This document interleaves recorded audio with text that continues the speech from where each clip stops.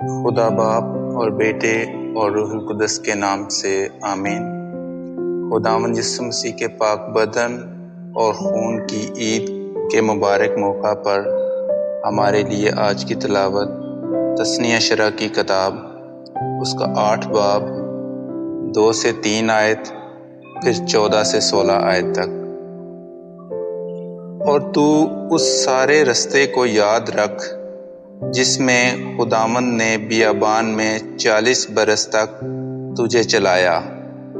تاکہ تجھے تکلیف دے کر آزمائے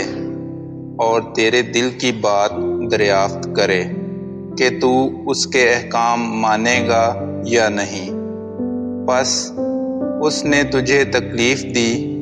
اور تجھے بھوکا رکھا اور تجھے وہ من کھلایا جسے تو نہ جانتا تھا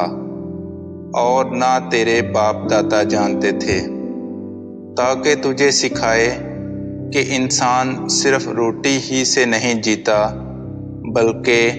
ہر ایک کلمہ سے جو خداوند کے منہ سے نکلتا ہے انسان جیتا ہے۔ اور تیرا دل پھول جائے اور تو خداوند اپنے خدا کو بھول جائے جو ملک مصر یعنی جائے غلامی سے تجھے نکال لایا، اور جس نے اس عظیم اور خوفناک بیابان میں تیری رہبری کی، جہاں آتشی سانپ اور بچھو اور ایسی پیاسی زمین تھی جہاں پانی نہ تھا۔